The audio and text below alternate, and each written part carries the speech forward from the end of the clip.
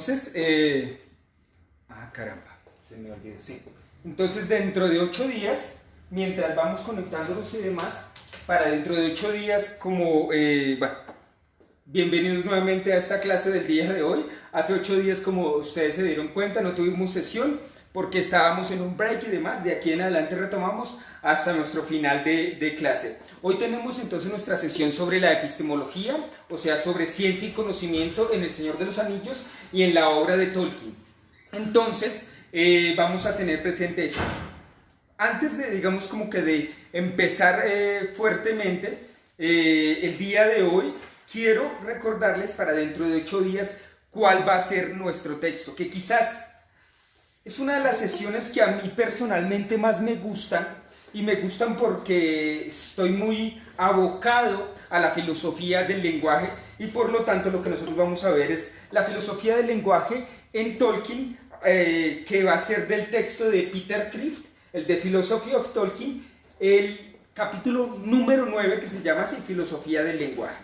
Y son unas pocas páginas, pero son de una profundidad muy alta. Vamos a tener presente allí, yo les pido el favor de que los que tengan la oportunidad para dentro de 8 días de acercarse a un texto de Martin Heidegger que se llama De Camino al Habla, al final de la sesión del día de hoy la recordaré nuevamente. De Camino al Habla sería muy bueno tenerlo, que ustedes pudieran tener acceso a ese texto de Heidegger, que ustedes lo pueden buscar en Google, lo googlean, se llama De Camino al Habla. Y hay precisamente uno de los capítulos que se llama El Habla, ¿no? El Habla. Y voy a tener muchas referencias dentro de 8 días, muchas referencias de la clase del día dentro de 8 días con la obra de Martin Heidegger y demás. Eso para que lo tengamos presente. También voy a hablar de algunas cosas sobre Blumenberg y otros, digamos, filósofos del lenguaje, y para que lo tengamos muy presente. Bien. Entonces, yo quiero empezar el día de hoy con una parte clave del ensayo sobre las hadas. Yo estoy tomando la edición que se llama El árbol y la hoja. Esa edición de... A ver, es que no lo tengo acá. ¿Cuál es la portada de este? Sí, Árbol y Hoja, sí, El Árbol y la Hoja de Tolkien, y de la página 33, si alguno lo tiene y demás. Si no lo tiene en tolkien.org, lo pueden descargar y demás. Y voy a empezar con esto que dice acá. La fantasía es una actividad connatural al hombre. Claro está que ni destruye ni ofende la razón,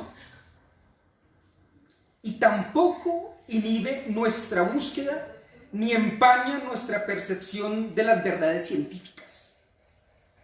Al contrario, cuanto más aguda y más clara sea la razón, más cerca se encontrará de la fantasía. Miren esto tan interesante. Entre más clara, cuanto más aguda y más clara sea la razón, más cerca se encontrará de la fantasía. Si el hombre llegara a hallarse alguna vez en un estado tal que le impidiese o le privase de la voluntad de conocer o perseguir la verdad, hechos o evidencias, la fantasía languidecería hasta que la humanidad sanase. Si tal situación llegara a darse, cosa que en absoluto se puede considerar imposible, perecería la fantasía y trocaría el enfermizo engaño. Porque la fantasía creativa se basa en el amargo reconocimiento de que las cosas del mundo son tal como se muestran bajo el sol, en el reconocimiento de una realidad, pero no en la esclavitud de ella. Este es un texto muy bonito de Tolkien, porque nos acerca claramente a nuestra reflexión del día de hoy en torno a la obra al Señor de los Anillos. Y yo quiero tomar algunos puntos y en primera instancia quiero aclarar, mostrar de alguna manera que la propuesta de Tolkien con respecto a la ciencia y el conocimiento es una propuesta antirreduccionista cientificista. Esto es un punto muy importante. Entonces, Tolkien de alguna manera va a tener una propuesta antirreduccionista. Voy a ponerlo acá, antirreduccionista. Ah, mira, me compré este tablerito que es un poquito más grande, más amplio en ese sentido. Por si de pronto se ve un poquito mejor que lo que estaba en las sesiones anteriores, las dos últimas sesiones anteriores. Esta mirada antirreduccionista tiene que tener presente dos cosas. Dos cosas. Que Tolkien no se enmarca en la mirada de verdad aristotélica. ¿Qué quiere decir esto? ¿Qué quiere decir esto? O en términos de la lógica, digamos, podríamos decirlo aquí, también en términos de la correspondencia, que la verdad lógica, tal como la propone así Aristóteles, y que además ha gobernado el pensamiento en gran parte, y sobre todo el pensamiento moderno de la ciencia moderna, desde Descartes hasta nuestros días, es que es verdadero, que lo que yo digo es, y si digo que no es, no es. Eso es lo que dice más o menos Aristóteles. Y lo que más está diciendo es decir, por ejemplo, si yo digo algo en el lenguaje, si corresponde con un hecho en el mundo, hay una correspondencia. Lo que yo digo corresponde con un hecho. Si esto que yo digo corresponde con un hecho, decimos que es la verdad. Ese tipo de reduccionismo en Tolkien no tiene cabida. La verdad no es una cuestión de correspondencia entre una cosa y otra. Es decir, entre lo que yo digo y los hechos del mundo. A este respecto, nosotros ya habíamos citado en algún momento la metafísica de Aristóteles. Pero yo lo traje el día de hoy porque Aristóteles, que es el filósofo por antonomasia, y que además hasta Santo Tomás, por ejemplo, incluso hasta la Edad Moderna, se le conocía como el filósofo a Aristóteles, era tenido casi como palabra de Dios durante la Edad Media, lo que Aristóteles había dicho y demás. Ustedes saben que no solamente era el filósofo por antonomasia, sino que también era uno de los grandes científicos. La física de Aristóteles, por ejemplo, tuvo una gran prioridad dentro del pensamiento occidental hasta que llegó la revolución copernicana, que aquí lo tengo. La revolución copernicana, hasta que hay un giro en el pensamiento.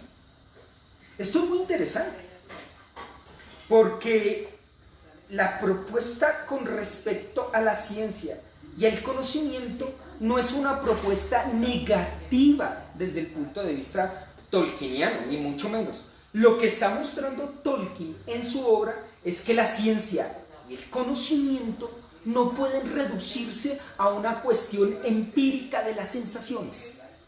O sea, no puede ser una cuestión de correspondencia, de que lo que yo digo corresponde con un hecho, como si en la realidad hubiese solo hechos. Sigamos acá. Entonces Aristóteles dice, en el primer libro de la metafísica tiene 14 libros. Todos los hombres por naturaleza desean saber. Señal de ello es el amor a las sensaciones. Estas, en efecto, son amadas por sí mismas, incluso al margen de su utilidad, más que todas las demás, las sensaciones visuales. Recuerden que nosotros en nuestra tercera sesión, si la memoria no me falla, sí, en nuestra tercera sesión hablábamos de la prioridad que tiene la vista con respecto a los demás sentidos. Y eso ha determinado el recorrido epistemológico o el recorrido científico de la ciencia desde el mundo griego hasta nuestros días. La prioridad que tiene la visión sobre los otros sentidos. Y entonces esta prioridad ontológica de la visión sobre los otros sentidos, hasta tal punto, como ya lo decíamos en aquella sesión, de que los demás sentidos se reducen a veces en términos a la visión, como ya decíamos, mira cómo huele, mira cómo se siente, mira cómo sabe, ¿no? Ese tipo de cosas lo veíamos en términos de esa prioridad de la visión.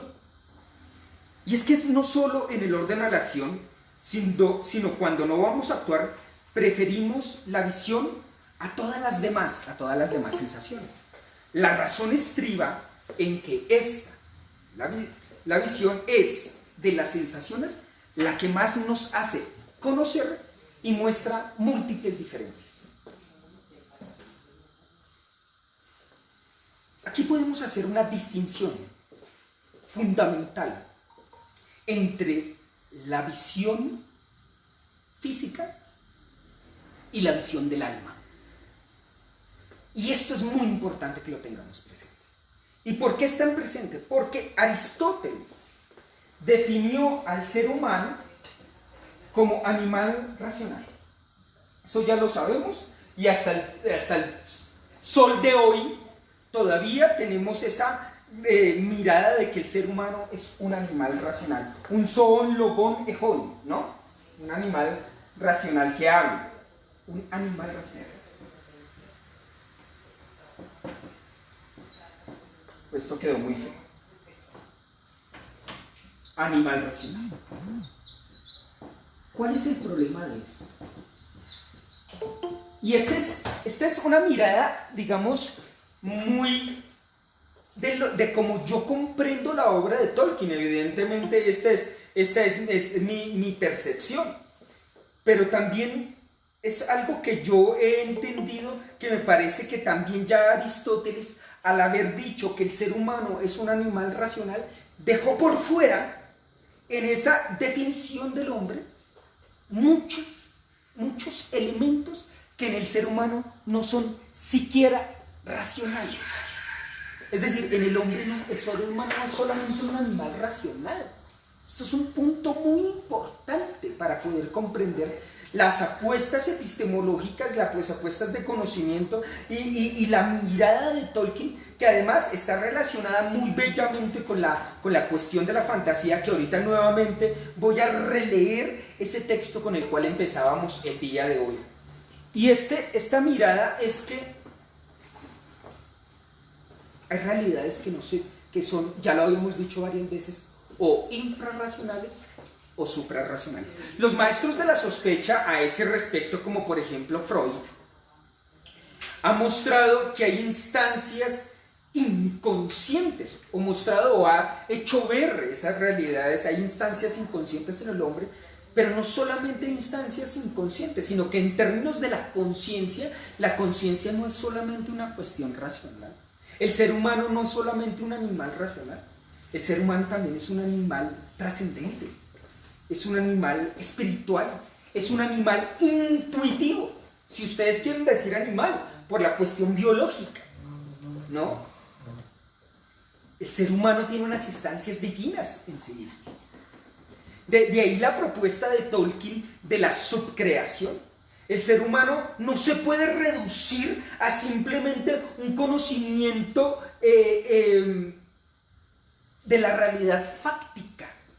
Hay realidades que no son fácticas, o sea, que no se remiten a los hechos, como cosas que acaecen.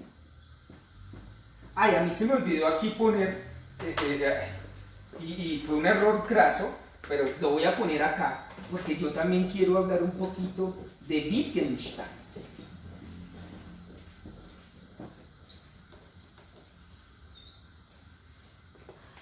Y recuerden que en el Tractatus Lógico-Filosóficos, aquellos que alguna vez han tenido cierta cercanía con Wittgenstein, el Tractatus empieza: el mundo es todo lo que es el caso. El mundo es todo lo que es el caso. ¿Y qué es el caso? El caso es lo que acaece, lo que sucede en el mundo. Wittgenstein, digamos como que ya Aristóteles también lo había propuesto así, pero Wittgenstein muestra que hay tres realidades en el mundo. Entonces, o en la realidad más bien, tres instancias de la realidad. Están los hechos, está el pensamiento y está el lenguaje. De esto vamos a hablar dentro de 8 días, del lenguaje. En el mundo hay hechos, cosas que suceden, es decir, cuando hablamos, lo único de lo que podemos hablar con claridad es sobre los hechos. Y nosotros nos hacemos una figura, una representación, una pintura, una pintura sobre los hechos, y esa pintura sobre los hechos o esa representación de los hechos la expresamos en el lenguaje, así es como lo dice Wittgenstein en el tratado. Ahorita volvemos en ese punto, pero si se dan cuenta, tanto esa mirada de Wittgenstein como la mirada de Aristóteles coinciden en el punto de vista de la lógica. Porque la ciencia ha querido volcarse, sobre todo la ciencia moderna posterior a Aristóteles, desde la Revolución Copernicana, ha querido volcarse, si ustedes quieren, a una matesis universalis. Voy a borrar esto aquí, un momento. Desde la Revolución Copernicana, a una matesis universalis. Si ustedes quieren, matesis es, digamos, como que, voy a decirlo aquí a lo simple y sencillo, que podemos comprender el universo desde una mirada casi matemática, porque el lenguaje de Dios es el lenguaje de la matemática, ¿no? Y esa mirada de la ciencia previa a la Revolución Copernicana a la ciencia moderna hay un giro brutalmente distinto, porque la ciencia antigua y la ciencia medieval, sobre todo la ciencia clásica, digámoslo así más bien, antes de la Revolución Copernicana, tenía una mirada completamente distinta y no tan reduccionista, que después va a desembocar en el siglo XIX en un positivismo lógico, en un positivismo, en una mirada positivista. Comte y todos los positivistas lógicos, entre esos todos los del Círculo de Viena, bueno, gran parte de lo del Círculo de Viena y demás. Miremos una cosa, miren lo que dice Tolkien, retomemos lo que dice Tolkien. La fantasía es una actividad connatural al hombre. Por lo tanto, el conocimiento humano, es decir, el modo como el ser humano comprende la realidad, no se puede reducir a una cuestión racionalista o racionalizante, digámoslo así. Es decir, que todo lo tengamos que reducir a lo que diga la razón en términos de concordancia, de que lo que yo digo corresponde con un hecho. Esa mirada reduce el conocimiento y reduce una mirada de control. Y este es un punto que yo quiero que quede absolutamente claro en la crítica que Tolkien hace. Ante la inseguridad existencial del ser humano, porque la existencia es profundamente insegura, tal como lo dice Heidegger, ante eso, perdón un segundito que alguien se conectó aquí y ya. Ante eso, ante esa mirada de que la existencia es riesgosa, de que estamos expuestos, de que esta vida estamos desarraigados, como lo dice Tolkien al final del primer capítulo del Silmarillion, de que el ser humano, el hombre es un animal que tiene el don de la muerte, pero que está desposeído. El ser humano quiere buscar algo en lo cual pueda controlar, pueda determinar, calcular y hacer de este mundo un mundo de la disponibilidad. Y es el mundo en el cual nosotros hoy día participamos, el mundo de la disponibilidad. Todo está a la orden del día, todo está a la mano del ser humano. Y olvidamos instancias fundamentales del hombre que también son ámbito del conocimiento, pero que no son ámbito del conocimiento reducible al cálculo determinista de la matesis universalis, es decir, de que todo podemos comprenderlo desde una mirada casi de la ciencia por antonomasia, que sería la matemática. Pero es que aquí hay una distinción muy interesante, y la distinción muy interesante es que la matemática es una ciencia formal, igual que la lógica, y no depende de los hechos. En cambio, hay otras ciencias que son las ciencias fácticas que sí dependen de los hechos, como la física, la química, la biología, la ecología y todas estas demás ciencias y demás, ¿no? Pero, pero el problema es que hemos querido reducir este conocimiento también fáctico sobre los hechos, o más bien acercarlo a la mirada de la matemática, que es como la mamá de todas las ciencias, digámoslo así. No, en realidad es la filosofía, ¿no? Pero la filosofía no es ni siquiera ciencia. La filosofía no es ciencia. Desde Hegel tenía la propuesta todavía de hacer esa mirada de que la filosofía era ciencia, pero la filosofía, si ustedes quieren, toca más el fondo que el conocimiento científico y la epistemología y demás. Esta reducción, digamos, de la matesis universalis, que de alguna manera se muestra en el pensamiento moderno, en la revolución copernicana, digamos como que le molesta mucho a Tolkien. ¿Y por qué le molesta mucho a Tolkien? Porque esa mirada es pensar que todo puede ser conocido y el conocimiento a partir del método, como dice Nietzsche, la ciencia devino método en el mundo moderno, todo puede ser conocido y ese conocimiento desde la perspectiva de la ciencia moderna tiene que ver con el cálculo y el control. Si ustedes quieren, la ciencia moderna se convirtió en otro anillo de poder. Se convirtió en un anillo de control, de dominio. Y por eso conocimiento es poder. Eso lo hemos escuchado muchas veces.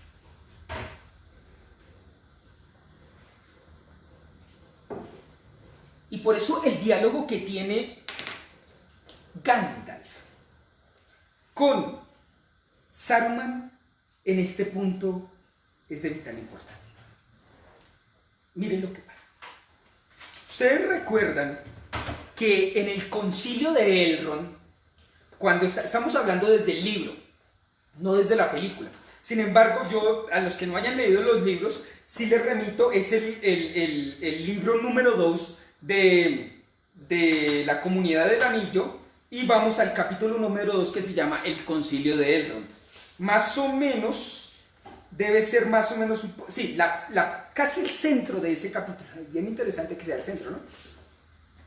Gandalf está diciendo por qué se retrasó para llegar y cómo de alguna manera a través de Radagast, Saruman le pide a Radagast que le diga a Gandalf que vaya y lo visite porque él ya tiene, digamos, ciertas cosas que le tiene que decir para además ganar la guerra y demás. Entonces dice aquí el diálogo entre Gandalf y Saruman, que en las versiones cinematográficas es un diálogo muy reducido, ¿no? Es un diálogo ahí que muestran la Palantir y cómo Gandalf toca la Palantir y se da cuenta que Saruman ha caído digamos, bajo el control del Señor Oscuro y demás. Pero en el libro no aparece del todo así. Dice: los 9 han salido otra vez, han cruzado el río, así me dijo Radagast. Eso es lo que le había dicho Saruman a Radagast que le dijera a Gandalf. Y dice: Radagast el pardo, rió Saruman, y no ocultó su desprecio. Radagast el domesticador de pajaritos, Radagast el simple, Radagast el tonto.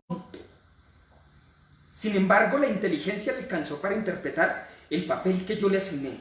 Pues has venido y ese era todo el propósito de mi mensaje. Miren esta cosa tan importante.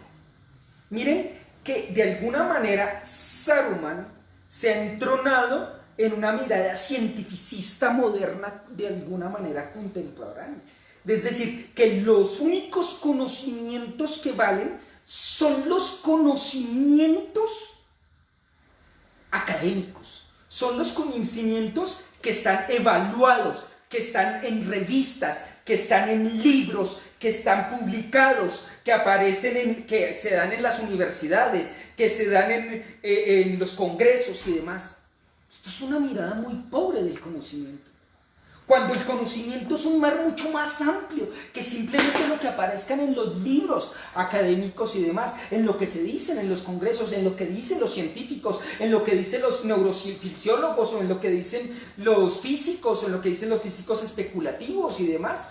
Cualquiera de ese tipo de miradas. Hay miradas distintas, pero mírelo, el desprecio que le tiene Saruman al conocimiento al cual se ha acercado Radagast. Que si ustedes se dan cuenta, el conocimiento de Radagast, de dialogar con los pájaros, de dialogar con las plantas, el conocimiento de la sabiduría de las plantas que ya nuestros indígenas lo tenían y que nosotros hemos despreciado fuertemente muchas veces por anteponer una medicina tradicional cientificista y no escuchar lo que dice la naturaleza, eso es una mirada muy reducida del conocimiento que a Tolkien evidentemente...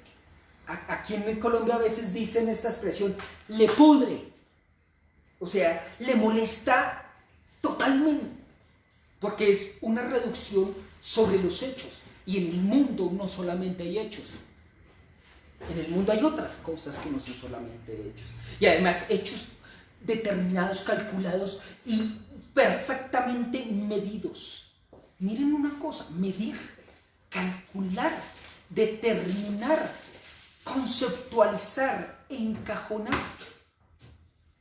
Pareciera que estuviéramos hablando con alguien que tuviera un anillo de poder, o sea, un deseo de control. Y la ciencia hoy día es control. Pero mire, dice, Radagast el domesticador de pajaritos, lo dice de forma despectiva. Radagast el simple. Y esto es una cosa interesante. Tolkien en su obra quiere rescatar el modo como nos acercamos al conocimiento desde lo simple, no desde el encubramiento de conceptos muy rebuscados, porque yo no sé si a ustedes les ha pasado que alguna vez ustedes se acercan a alguien que tiene muchos conocimientos y alardea de que los tiene. ¿A mí qué me importa? ¿A mí qué me importa? Vomitan conocimientos. Muchas veces nuestros profesores en la universidad llegan a vomitar conocimientos, como si eso realmente fuera el hecho de ser un maestro, de ser un verdadero profesor. Vomitar conocimientos, si los conocimientos ya están ahí en los libros, esos conocimientos de los que muchas veces nos enseñan los profesores, eso ya está en los libros. Ese no es el asunto. Ese no es el asunto de ir a la universidad, no es ir a repetir conocimientos, a estar en un mundo de domesticación y de repetimiento y adoctrinamiento, porque muchas veces la ciencia se ha vuelto más dogmática que la misma religión y tiene muchos fundamentos muy dogmáticos y que además no ha pensado fundamentalmente lo que significa el conocimiento, porque ya ha dado por sentado lo que significa conocer y lo ha reducido a hechos. Radagast el tonto, Radagast el simple. ¿Ven? Este Radagast nos hace recordar, ustedes se acuerdan, a Beren. Beren antes de acercarse, de encontrarse con Lúthien, recuerden nuestra sesión número 6, nuestra clase número 6 sobre la balada hermosa de Beren y Lúthien, que es el centro de la obra de Tolkien de alguna forma. Veíamos que Beren, antes de acercarse al amor, tiene una relación sustancial con el mundo y tiene una relación sustancial consigo mismo. El conocimiento, por lo tanto, es un conocimiento de 3 instancias. El conocimiento de sí, que ya lo hemos abordado un poco hace unos 15 días cuando hablamos de la muerte, el conocimiento de sí, el notice auto, el conocimiento de sí, pero además que se embarca en una mirada mucho más amplia que es la epimeleia geauton, el cuida de ti mismo, el conocimiento de los otros y el conocimiento del mundo. Pero no son de la misma instancia los 3 tipos de conocimientos. Y además es que en la realidad con nosotros mismos hay conocimientos que no pueden ser encontrados en los libros. De hecho, una de los horizontes fundamentales de la ciencia es la verdad. La verdad es buscada por la ciencia. La verdad es una de las preocupaciones fundamentales del conocimiento. Es una de las preocupaciones fundamentales también de la religión y es una de las preocupaciones fundamentales de la filosofía. Por el deseo a la verdad, por la búsqueda de la verdad, surgen estas tres. Pero miren lo que yo alguna vez les dije sobre La Pasión de Cristo de Mel Gibson. Yo no sé si ustedes la han visto. Si no la han visto, les recomiendo que la vean y miren esta escena, la pueden googlear, pero mírenla en latín con subtítulos, ¿no? Porque pues está la versión original que es en latín, y es que Pilatos está hablando con Claudia, su esposa. Yo creo que alguna vez ya les había dicho una referencia sobre eso. Está hablando con Claudia, su esposa, y ha mandado a flagelar a Jesucristo. Y él le pregunta una cosa muy interesante. Quid est veritas? Claro. Voy a borrar esto.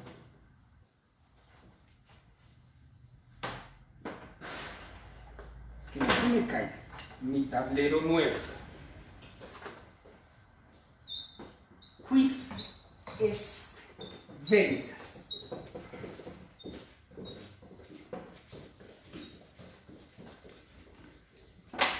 ¿Me puedes decir qué es eso?, le dice Pilatos. ¿Tú la escuchas? ¿Tú sabes qué es? Y Claudia le dice, sí, audio. Lo dice en latín, audio. Yo la escucho. Yo la puedo escuchar. Y entonces dice, ¿me la puedes decir? Y mire la respuesta de Claudia, que para mí es una de las respuestas más hermosas que alguien le haya dicho sobre la pregunta sobre la verdad. Y Claudia le dice, si tú, haz de cuenta que Claudia le te estuviera hablando a ti, si tú no estás dispuesta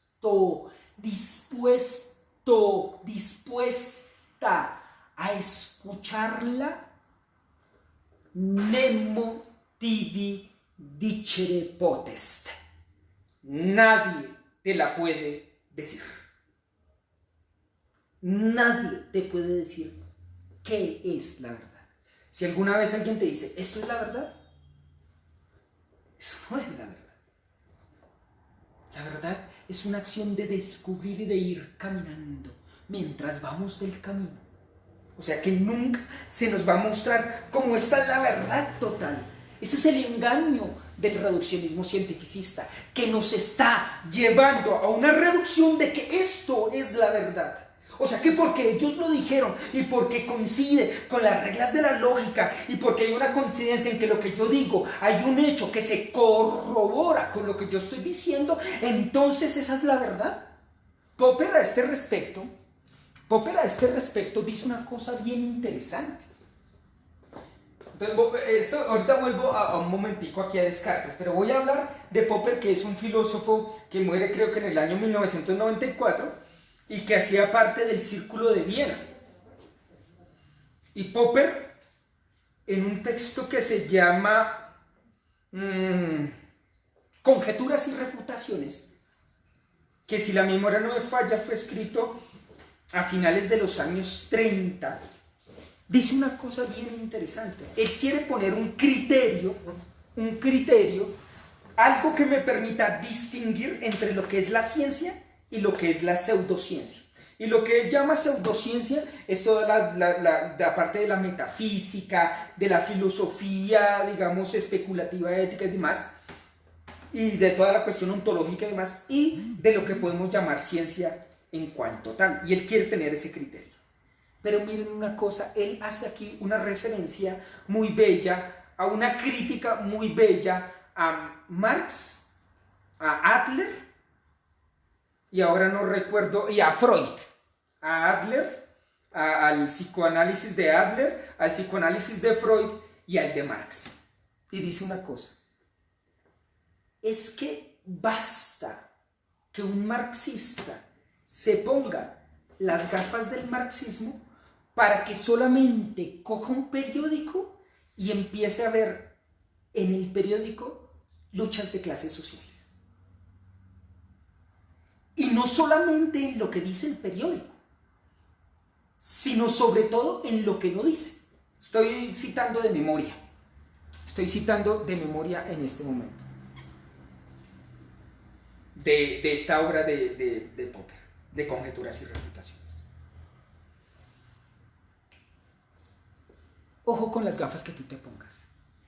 Si tú te pones las gafas del cientificismo, todo lo vas a ver cientificista. Yo no sé si ustedes se han puesto a hablar con personas que lo único que leen son lo de su profesión. Sentarse con un ingeniero para que todo el tiempo me hable de ingeniería. O sentarse con un médico para que todo el tiempo me hable de medicina.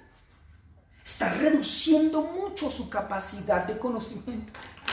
Hay otros conocimientos que ni siquiera aparecen en los libros. El conocimiento, por ejemplo, que nosotros podemos adquirir en diálogo con otro, en el encuentro con otro, en la mirada con el otro. Esos son conocimientos fundamentales. Y Tolkien trata de rescatar ese punto, mis queridos amigos, sobre la ciencia y el conocimiento. Es que la ciencia no se puede reducir a los hechos ni a los datos. Hoy en día estamos en este mundo de los big data, del cálculo de datos, del internet de cosas, de una cosa y de la otra, y de cursos de una vaina y de la otra, sobre datos y control y control y control y control y control. Oiga, estamos participando de anillos de poder. El asunto del conocimiento es qué haces tú con ese conocimiento. Eso es lo bello del conocimiento. Sí, tú puedes leerte un libro de física y puedes leerte un libro de química y ser un buen ingeniero y ser un buen médico y además y ser un buen psicólogo y demás, pero no para retener esos conocimientos, ni para una cuestión de enriquecimiento, ni de ensoberbecimiento, ni de levantarme porque tengo doctorado de Oxford. ¿A mí qué me importa? ¿A mí qué me importa que usted tenga doctorado de Oxford? O que sepa 50 idiomas, o que haya viajado por todo el mundo, o que haya hecho no sé cuántos artículos y haya publicado. Eso usted no lo hace mejor ser humano. Tolkien nos está avisando del peligro de dejarnos ensoberbecer por el otro anillo de poder, que es el conocimiento, cuando es un conocimiento reduccionista sobre datos y sobre ideas, pretendiendo de que yo tengo la verdad. ¿Que porque lo dijo Einstein? ¿Y qué? ¿Que porque lo dijo Hawking? ¿Y qué? ¿Lo dijo Aristóteles? ¿Y qué? ¿Y qué? ¿Que lo dijo Descartes? ¿Que lo dijo el que sea? ¿Y qué? Lo importante es que si eso que dijo me hace mejor establecer esas tres relaciones que hemos dicho, que son tres tipos de relaciones y tres tipos de conocimiento: la relación conmigo mismo, la relación con los otros y la relación con el mundo, ahí el conocimiento sí es bueno, ahí sí vale la pena, porque es un don que hay que dar, un don, un regalo, un don que hay que dar. Repito, un don que hay que dar. Como la vida. La vida es un don. Ya lo decíamos hace 15 días. Retomemos este diálogo que tiene, que está narrando Gandalf de lo que tuvo con Saruman. Radagast el pardo rió Saruman y no ocultó su desprecio. ¿Cuántas veces tú de pronto, porque tienes ciertos conocimientos o has tenido acceso a la universidad y demás, también has sentido esa propensión de despreciar las ideas o los conocimientos de alguien que no tenga la misma formación académica, o incluso de tus propios compañeros, diciendo: este bruto, eso no es lo que dice el texto, eso no es lo que dice el autor, y además lo hacemos con estos gestos, ¿no? ¿Qué está diciendo? ¿Quién es este tipo? ¿Quién es este que está diciendo eso? ¿O quién es esta muchacha? ¿No? Está absolutamente equivocada. Y en ese ensoberbecimiento, como porque nos hemos autoengañado en un anillo del poder que es el conocimiento. en el conocimiento cuando yo me vuelvo esclavo del conocimiento. Cuando yo me vuelvo esclavo del conocimiento, que es lo que leíamos al principio. Permíteme que quiero que asimilemos un poquito estos dos textos que estamos viendo. ¿Será que sí? La fantasía es una actividad connatural al hombre, claro está. Claro está que ni destruye ni ofende la razón. Pero mire lo que dice. Porque la fantasía creativa, y este es un punto muy interesante, que el científico o más bien, no que el científico, no, que el ensoberbecido por el conocimiento desprecia. Eso es lo que quiere decir. No que el científico, porque puede ser cualquiera. Que el ensoberbecido reduccionista, cientificista del conocimiento desprecia. Y es la capacidad creativa de la fantasía.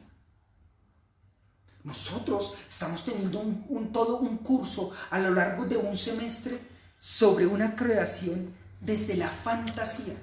No fantasmagórica. No en un sentido negativo, de algo simplemente allá fantasmagórico, de una imaginería fantasiosa. No, es la fantasía como una capacidad co-creadora y de un modo de mostrar instancias del hombre que no se pueden decir con claridad al modo del cálculo determinista que ha gobernado la ciencia contemporánea y moderna. Porque la fantasía creativa se basa en el amargo reconocimiento de que las cosas del mundo, miren esto tan lindo, es que Tolkien tiene unas ideas muy brillantes, miren esto, porque la fantasía creativa se basa en el amargo reconocimiento, o sea, la fantasía reconoce que hay una amarga forma de acercarse al mundo, de acercarnos a nosotros mismos y de acercarnos a los otros, de que las cosas del mundo son tal como se muestran bajo el sol. A ese respecto, Kant dice, ese es el fenómeno, lo que se muestra. Pero tal vez hemos olvidado escuchar lo que dicen las cosas, lo que dicen los animales, lo que dicen las plantas, lo que dice el fluir hermoso de un arroyo, lo que dice un atardecer, lo que dice un amanecer, lo que dice una bella sonrisa, lo que dice una mujer cuando va paseando su hijo por la calle, lo que dice el hecho de que podamos caminar, lo que dice el hecho de que podamos vernos al espejo todos los días. Hemos perdido de vista otros tipos de conocimientos, porque hemos perdido esta belleza por la cual surge la filosofía, la capacidad de asombrarnos, de impresionarnos, de decir, ¿por qué existo? ¿Por qué puedo ver? ¿Por qué puedo reír? Y estar pensando desde otra perspectiva, más allá de calcular y decir, esta es la solución. Porque la fantasía creativa se basa en el amargo reconocimiento de que las cosas del mundo son tal cual se muestran bajo el sol. En el reconocimiento de una realidad, pero no en la esclavitud de ella. Miren una cosa, la fantasía desde el punto de vista de Tolkien no es un tipo de conocimiento donde el hombre se esclaviza sobre los datos. Sobre los datos, como diría algunos de los filósofos de finales del siglo XIX, principios del siglo XX, de los datos inmediatos que llegan a la conciencia. Como si fuéramos una tabula rasa, al modo que dice Locke, de que somos como un tablero en blanco y que de alguna forma, en algún momento de la vida, de la vida, esta tabula rasa se va llenando de conocimientos y demás. Sigamos en esto. Entonces, lo que muestra aquí Rádagas el domesticador de pajaritos, Rádagas el simple, Rádagas el tonto, es que quizás ustedes y yo deberíamos ser un poquito tontos. ¿Y cuál es esa posibilidad de ser tontos? De parar, como les he dicho, en esta carrera de ratas de conocer, de adquirir, de acumular, porque también el conocimiento se volvió un acumular cosas, conocimientos, teorías, ideas, y es una sed exacerbada de leer o de adquirir conocimiento, o sea, saber.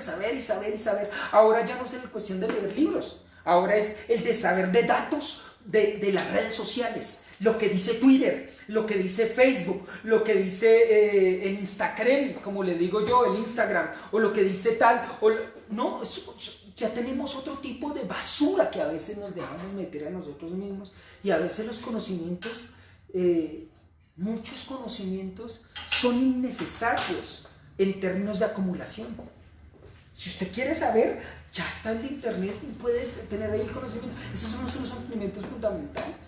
Los conocimientos fundamentales son los que nos hacen vibrar profundamente y además nos hacen restablecer lazos vivificantes y que nos acercan a la felicidad. Ese es el conocimiento que Tolkien quiere. Y Tolkien no es que fuera un no erudito. Tolkien sabía de lo que él estaba hablando. Él había leído mucho, pero no era una cuestión de atesorar, sino de, sabiendo eso, cómo compartirlo para crear vida con otros. Y miren esto, sigamos acá.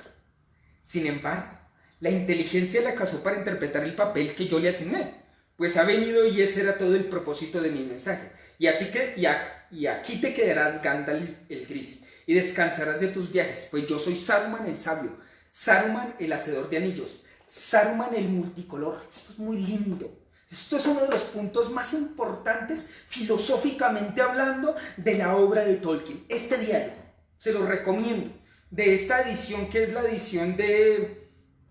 ¿Cuál es? De Minotauro, es la que yo tengo, sí. La edición de Minotauro, que esta es la primera parte, la del Señor de los Anillos y la Comunidad del Anillo, está en la página 349 y 350. Ustedes lo pueden ver, como les dije, está en el libro 2, en el capítulo 2, en la mitad del capítulo, cuando están en el concilio de Ron y Gandalf está diciendo eso.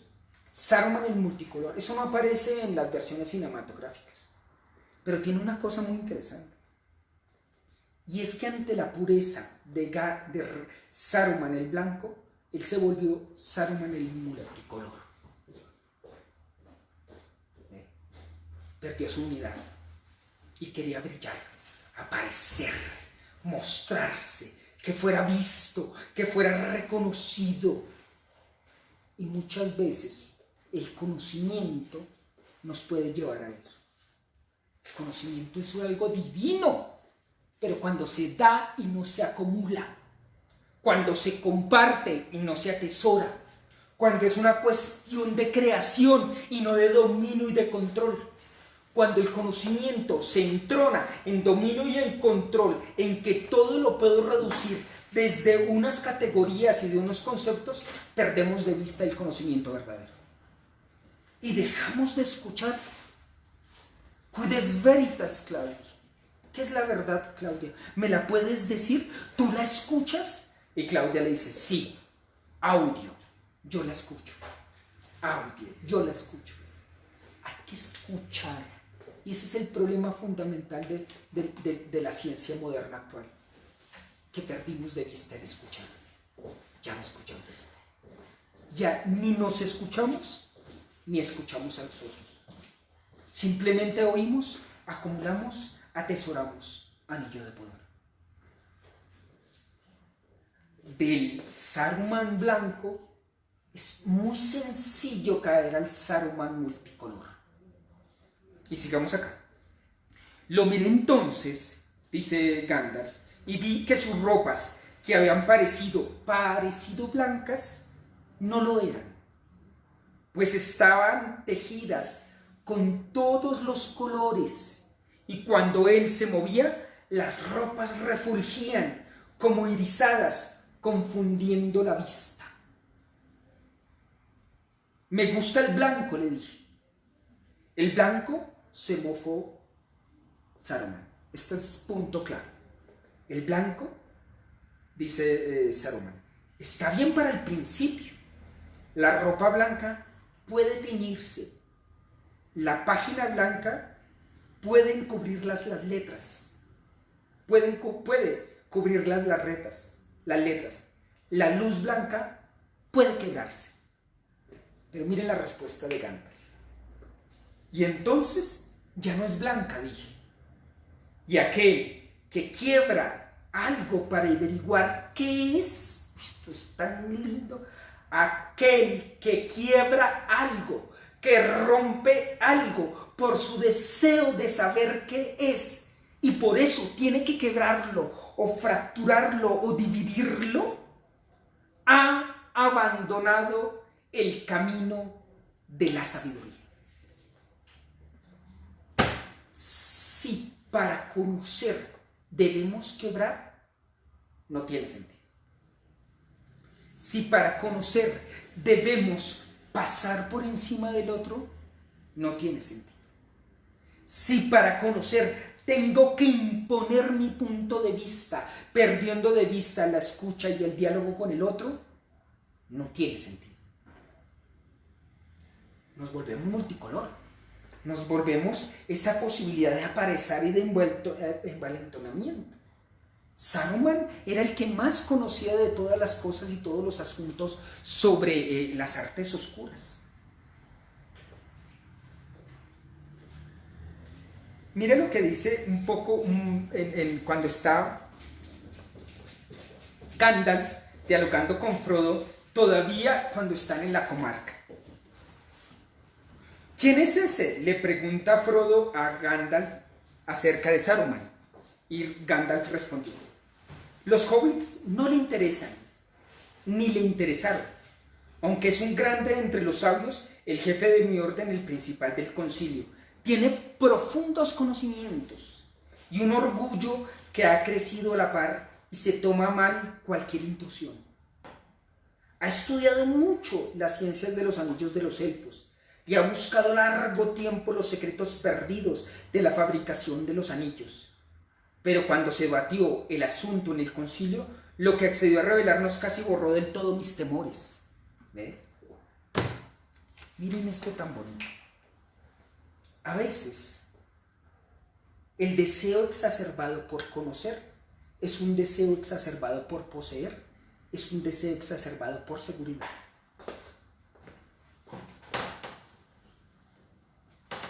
La ciencia moderna, de alguna manera, tal como yo lo entiendo y como Tolkien lo muestra, se ha encumbrado en una mirada de posesión, de control, de seguridad. O sea que muchas veces la ciencia moderna se perdió a sí misma buscando controlar el mundo, hasta el punto de que desplazó a los dioses. Como dice Nietzsche, los dioses han huido. La ciencia devino método. Perdimos de vista lo divino de la naturaleza. Perdimos de vista lo divino del canto de una mirla. Perdimos de vista el volar de un colibrí por el ansia de mirar de dónde proviene eso. Quebramos las cosas. Lo decíamos acá. ¿Cuándo? Volvamos a leer. Y entonces ya no es blanca. Y aquel que quiebra algo para averiguar qué es, ¿acaso la pregunta qué es no es la pregunta usualmente también de la filosofía y de la ciencia? ¿Qué es tal cosa? ¿Cómo funciona? ¿Cuál es su mecanismo? O sea que hay un reduccionismo mecanicista de la realidad. Ha abandonado el camino de la sabiduría. Una cosa es conocimiento y otra es sabiduría.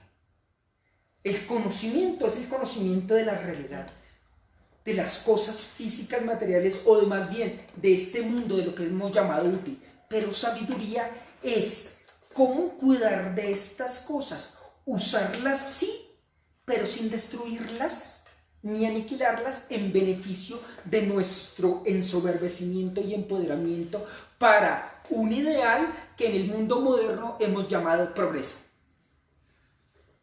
Y mira el progreso en dónde está. Mira, el progreso nos llevó al coronavirus. El progreso nos llevó a tener que encerrarnos. Bello y bueno que haya sucedido. Pero mira hasta dónde ha llegado el progreso. El progreso nos llevó a que ahora la contaminación sea desacerbada.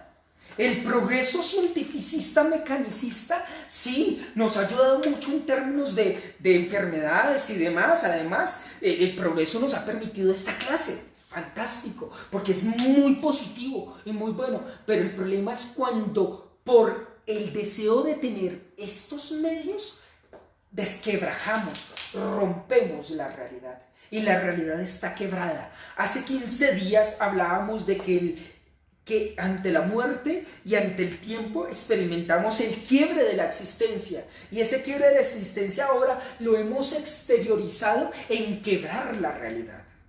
Rompemos con el orden ontológico del mundo, rompemos con los ríos, rompemos con el medio ambiente, rompemos con esta casa nuestra que es lo que estudia, por ejemplo, la ecología. Rompemos con el hermano por el ansia de poseer y de tener.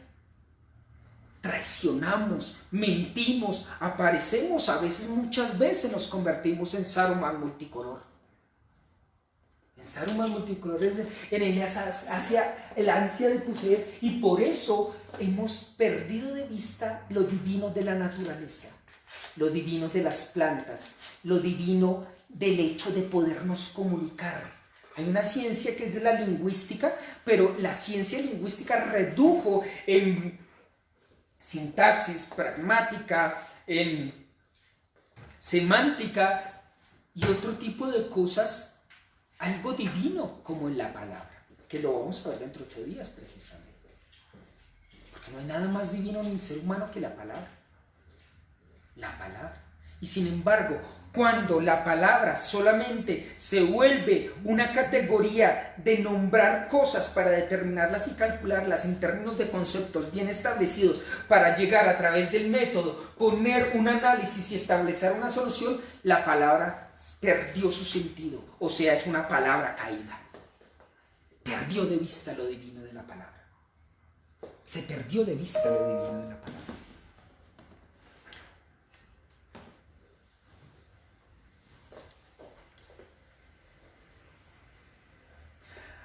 Esto es de una tesis doctoral sobre Tolkien, que si a alguno le interesa esta tesis, son 936 páginas en realidad. Es bastante, digamos, como extensa, densa y demás. Pero miren, el punto que aquí me interesa es lo que dice en la página 47 de este texto, que es una tesis doctoral sobre Tolkien, una tesis de filosofía. Aunque la externalidad de los objetos se experimente a diario, claro, experimentamos los objetos, experimentamos este vaso de agua que de hecho voy a aprovechar, experimentamos el tablero, el color de este marcador, la cuadrícula de este tablero, la madera, experimentamos todas la cámara, el computador, el libro, la ropa, ¿no?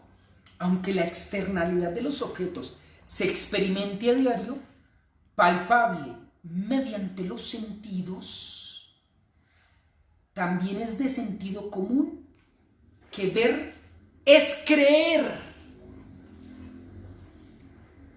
Lo fenoménico está continuamente en nuestra mente.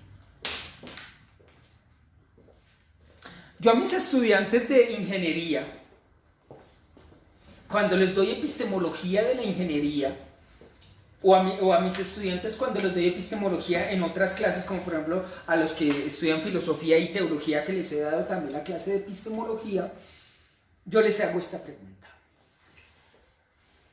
¿cuántas cosas usted conoce? O dice conocer.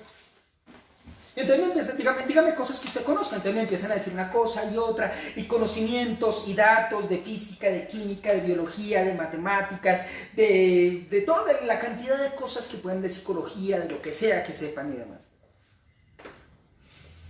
Y yo les digo, a mí me pareciera que usted lo que está haciendo es una repetición como un loro. Está repitiendo lo que está diciendo los libros o lo que dijeron nosotros. ¿Usted cuántas de esas cosas ha corroborado en términos de que usted haya ido a ver que eso que está diciendo es verdad? ¿O es verdad porque lo han dicho otros y usted lo ha recibido como una bolsa donde otros han vomitado conocimiento y usted simplemente dice sí, en el adoctrinamiento mecanicista, calculable y determinista de la educación? Entonces, jugamos a la educación cuando realmente muchas veces la educación es simplemente usted repita. Y cuando usted repita bien saca muy buenas notas. Ya lo habíamos dicho en otra clase, estas cosas. Y yo les digo, ¿qué tanto usted sabe? Hagamos una cosa de algo que usted pareciera que sabe mucho. ¿Usted cómo sabe que su papá y su mamá son su papá y su mamá? Entonces se quedan así. No, pues alguna vez me dijo, no, profe, yo me hice una prueba genética, pero aún así hay un porcentaje, aunque sea el 99%, hay un 1% de que eso sea falso. Y además, en términos de la ciencia, no existe la certeza, como Descartes pretendía. Descartes, que es el padre de la filosofía moderna, va a deconstruir todo el edificio del conocimiento a partir de la duda metódica, y a partir de esa duda metódica llegar a algo cierto e invariable en las ciencias, llegar a algo fijo y constante en las ciencias. Así dice la meditación metafísica en el primer capítulo. En la primera meditación, en el primer párrafo de la meditación metafísica dice: el objetivo de él es encontrar algo firme y constante en las ciencias. Y para eso, en el segundo párrafo dice: voy a hacer un método, que no lo dice literalmente, pero estoy parafraseando, es el de juzgar como falso todo aquello en el cual encuentre el más pequeño motivo de duda. Es decir, la duda metódica. Entonces empieza a dudar de todo, de los sentidos y de los sueños y de toda la cosa, hasta de las matemáticas, y le pone ahí el genio maligno hasta llegar a algo que él llama la certeza, que es el cogito ergo sum, el pienso luego existo. Que además los existencialistas y los filósofos de la existencia, como Heidegger, que no es un existencialista pero sí es un filósofo sobre la existencia, ha negado rotundamente: Descartes está equivocado, porque no es que pensamos y luego existimos. Primero existimos y de pronto pensamos. Primero existimos, ya, esto es inevitable, estamos arrojados en el mundo existiendo y de pronto pensamos. Pero Descartes piensa, o sea, es un deseo exacerbado, enfermizo del conocimiento cientificista o reduccionismo cientificista, la seguridad. Porque el hecho de poder calcular, poseer, controlar, tener datos específicos nos da seguridad ante la existencia misma, que es insegura. O sea que muchas veces la ciencia ha surgido como una posibilidad, sí, de conocimiento, pero sobre todo de control de la naturaleza, que se le mostró monstruosa al hombre, pero poderla controlar, determinar para beneficio propio, en términos de hacer un lugar más seguro para sí. Si ustedes quieren, lean un poquito de Peter Sloterdijk, que habla un poquito de ese tipo de cosas. Pero no hay certeza. Ni en la prueba genética que estaba diciendo sobre mis estudiantes, ni en la prueba genética usted tiene certeza. Hay alta probabilidad. Pero también, en medio de esa alta probabilidad, hay una probabilidad de que no sea así. Ahora, nuestros conocimientos científicos, por ejemplo, de la física y demás, está mirada en una física sobre los átomos y demás. Y bueno, hay otras propuestas, ahora la mecánica cuántica y la mecánica y digamos la física de cuerdas y la física de las dimensiones paralelas y de la de los multiversos y todo este tipo de cosas. Por ejemplo, lo que dice esta serie que, ¿cómo es que se llama sobre las dimensiones paralelas? Dark. Esa serie tan interesante, alemana, Dark. Dark, sí, de aquí me acordaron, porque no me acordaba yo. Dark, esa serie que es sobre las dimensiones paralelas, muy interesante los conocimientos. Pero eso, la pregunta es, ¿nos hace mejores seres humanos? Si con esos conocimientos podemos ser mejores seres humanos, sigamos adelante. Si no, paremos un momento, dejemos de estar también en esta carrera de ratas, de buscar conocimientos del deseo exacerbado del ser humano, porque el ser humano es una insaciable insaciabilidad, y en términos del conocimiento es igual. De pronto ya conocemos mucho, pero pensado demasiado poco. Ya conocemos mucho, pero pensado demasiado. De pronto no hacemos el pare a ver si de pronto detrás del conocimiento no hay algo más importante que el conocimiento, que es el modo de ser. Por eso, en nuestro texto del día de hoy, en el texto del día de hoy, de Epistemology, decía una cosa muy, muy interesante sobre que el fundamento del conocimiento, dice, esto está en la página 123, que sería en el 6.2, si la intuición es una forma de conocimiento, dice, por lo tanto la virtud es parte de la epistemología. La epistemología depende de la ética. El conocimiento de las cosas depende de la bondad de nosotros. Porque también el conocimiento puede ser de la maldad. Y ahí instrumentalizamos las cosas en beneficio de posesión y de dominio y de control. ¿Ese no es el resultado de la idea de progreso en la Segunda Guerra Mundial? Algunos dicen, por ejemplo, los que son ¿cómo es que le llaman?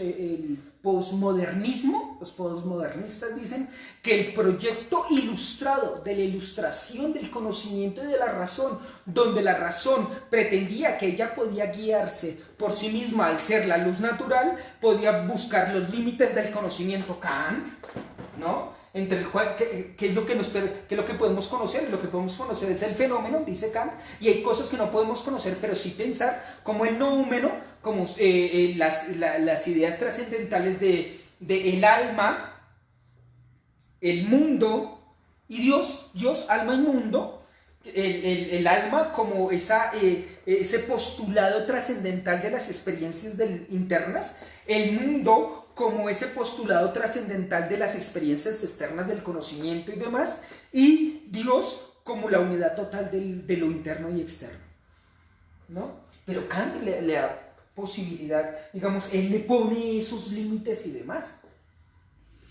pero frente a esa posibilidad de instrumentalizar los conocimientos en beneficio propio, hay otra posibilidad, que es la posibilidad que nos está mostrando Tolkien. Es una posibilidad que yo lo había visto como lo decíamos con Beren. Beren se familiariza con las plantas. Beren se familiariza, escucha primero la naturaleza antes de conocerla y determinarla y calcularla y dominarla.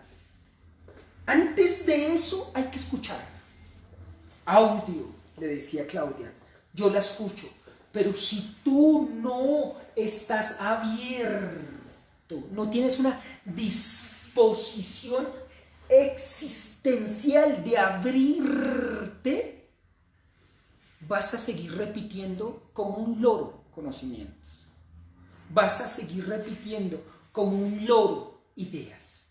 Vas a seguir repitiendo lo que otros te han impuesto y que tú has dado el asentimiento y has dicho sí, es verdad, pero nunca te has parado a ver si eso que dijiste sí es verdad, lo has reflexionado y pensado suficientemente. Y se los aseguro que la mayoría, la respuesta es no. Cosas que usted realmente sepa de verdad, las puede contar con los dedos de las manos. Porque la mayoría de conocimientos que usted dice que conoce son repeticiones de lo que ya otros han dicho. Entonces, ni siquiera sabemos, ustedes lo que les decía, ¿usted cómo sabe que su papá y su mamá son su papá y su mamá? De hecho, les pregunto, ¿ustedes saben por qué menos por menos da más? un principio básico de la matemática. Menos por menos da más. Es un principio de la matemática, me dicen mis estudiantes. ¿Pero por qué? No, porque la matemática lo dice. Entonces, porque lo dijo Pitágoras o porque lo dijo el que haya sido. Entonces, ¿es verdad? Quid est veritas, claro.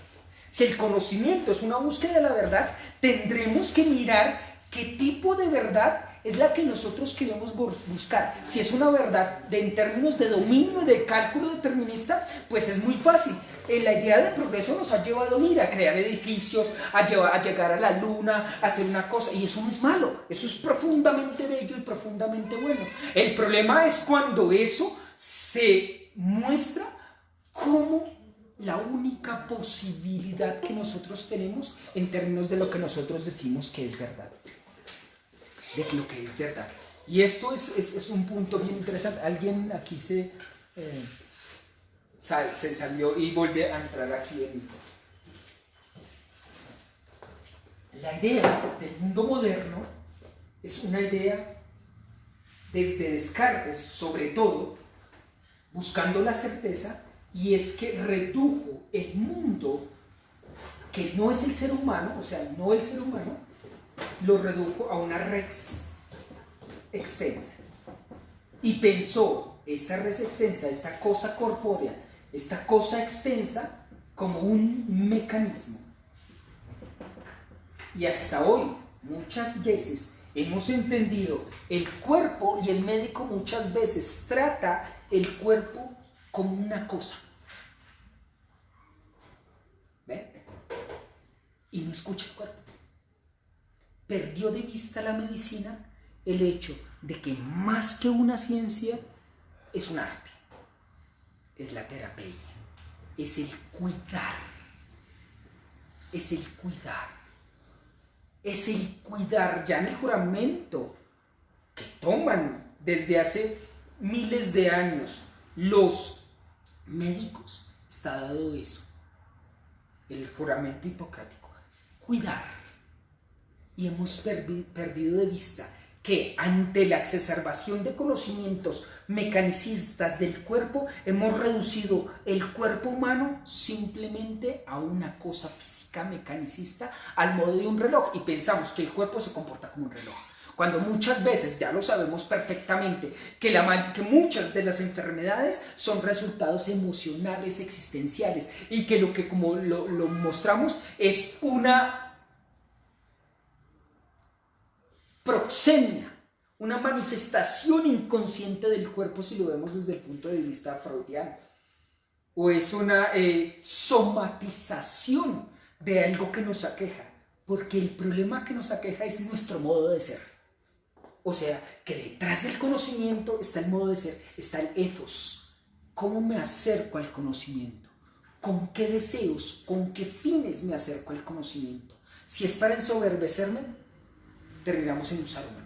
Si es para servir y para ayudar y crecer y hacer que los otros crezcan, terminamos en un Gandalf. ¿Qué prefieres tú? ¿O Saruman, el multicolor, o Gandalf, el gris? Que después se va a volver en el verdadero mago blanco, el que hace que la fantasía no sea algo reducido a algo estúpido o tonto, como la mirada de Saruman sobre Radagast, sino vemos que es algo simple y sencillo que nos acerca a lo mejor de nosotros mismos y de los otros y del mundo. Este punto es de una importancia clave en esta mirada. ¿Dónde está que dice mi comunidad del anillo?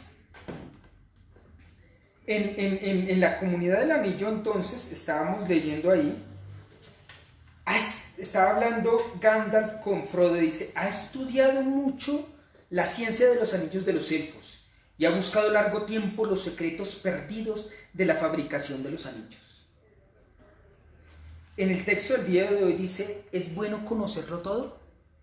Y la respuesta de Tolkien es no. Y respuesta mía también es no. Hay muchas cosas que es mejor usted límites y mire, lo habíamos visto cuando hablábamos de la ética. ¿cuáles son tus límites? ¿Cuáles son tus límites en términos de tus posibilidades? Porque hay cosas que de pronto, al acercarnos en términos de conocimiento, no sabemos qué hacer. Y entonces nos volvemos esclavos de eso que deseamos tan fervientemente conocer y poseer.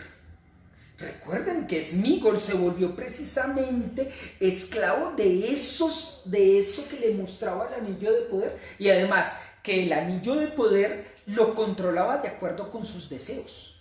Ojo con lo que tú deseas, porque te puedes volver esclavo de eso, lo hemos dicho constantemente. Y es una situación miserable. Yo les he preguntado muchas veces a mis estudiantes, ¿cómo terminaría usted si cayera el anillo del poder? ¿Como un Frodo o como un Smigol? Y la mayoría dijeron, es que Frodo, si hubiera seguido con el anillo de poder, terminaría como un Smigol. Entonces, ante el deseo del poder está la destrucción del sí mismo. Y por lo tanto, de la posibilidad de hacer un buen uso de los conocimientos en beneficio de la realidad. Y no esa idea de progreso exacerbado pensando que estamos progresando. Progresando cuando yo estoy viendo en este momento que ante la belleza de los árboles, ahora tengo un poco de construcciones y edificios. ¡Qué feo! ¡Qué feo! ¡Qué feo hemos vuelto el mundo! ¡Qué feo hemos vuelto el mundo! Sí, arquitectura y belleza estética, lo pongo entre comillas, de los edificios y de las cosas y demás. Pero perdimos de vista la belleza de la vida, la belleza de las plantas, la belleza de las flores, la belleza de la naturaleza. Perdimos de vista el verdadero conocimiento. Por eso, ante un Saruman que sucumbió ante ese deseo de buscar demasiado eso que estaba muy oculto, lo buscó y se volvió esclavo de eso. Y luego sucumbió y perdió su poder. Porque cuando te vuelves esclavo, pierdes poder. Pierdes poder. ¿Pierdes poder sobre qué? Sobre ti mismo.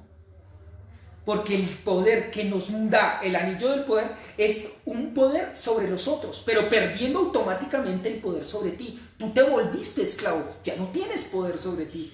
Podrás tener, entre comillas, poder sobre los otros, pero ¿de qué te vale ganar el mundo entero si te pierdes a ti mismo? Bien, yo, como les dije, estoy un poco solo el día de hoy. Dios mío. Ivonne dice, soy la única que no ve al profe. ¿Ustedes me están viendo aquí los de MITS? Sí, te vemos. Bueno, porque aquí me estaban diciendo eso. Reinicia la página, creo que sí está. Listo. No sé si... sí, claro que sí. Viridiana, ya te voy a compartir. Me está pidiendo cuál es el nombre de la tesis. Ya te lo voy a compartir porque... se llama, mire, ese es el nombre de la tesis, la pueden googlear, se llama La muerte como don en Tolkien, la muerte como don en Tolkien, hacia una metafísica del arte y de la redención. Es una tesis doctoral del año 2018, tiene 2 años apenas, de noviembre del 2018, o sea, ni siquiera tiene 2 años de haber sido entregada esta tesis doctoral. Se llama Tesis presentada a la Facultad de Filosofía y Letras para optar al título de doctor en Filosofía y Ciencias del Lenguaje. Entonces ese es el punto. Bueno, no sé si hay alguna pregunta aquí en MITS de ustedes.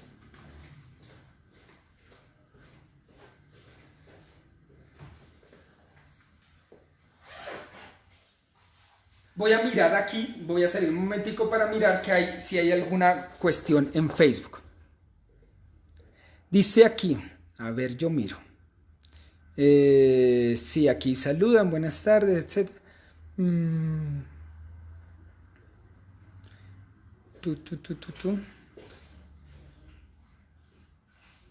Pero es que me pedían que corriera la pizarra, pero dice, hoy en día muchas de las investigaciones cuantitativas, dice Edgar Pérez, muchas de las investigaciones cuantitativas, las cuales tienen un enfoque netamente positivo de solo demostrar determinado principio universal, son elegidas por investigadores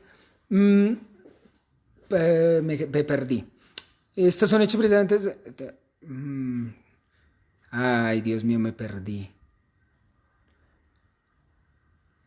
Positivistas de eso, demostrar determinado principio universal, son elegidas por investigaciones de carácter cualitativo que se enfocan precisamente en subjetivo aquello que no se puede medir o cuantificar. Hoy en día creo que vivimos en una sociedad simplista y reduccionista y que solo lo que importa es aquello que prioriza la razón a través de que observamos y que esos hechos precisamente sean congruentes con ello.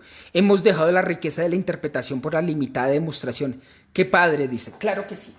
Esto me parece muy interesante lo que está diciendo acá. Y es que sí hay un reduccionismo muy fuerte en términos de dejar simplemente la concretud de los objetos, porque acá hay un problema fundamental moderno, que desde la modernidad, con Descartes, y no solamente Descartes, también aquí había puesto a Locke, y también estaban todos los racionalistas y empiristas, y la ciencia moderna desde Copérnico, Kepler, y que termina finalmente con Galileo y con nuestro amigo Isaac Newton. Se hizo una distinción muy fuerte y profundamente destructiva. Profundamente destructiva. Ante ese deseo de control y de seguridad, reducimos el mundo, la naturaleza, las cosas, incluso el cuerpo, a una cosa que llamamos objeto.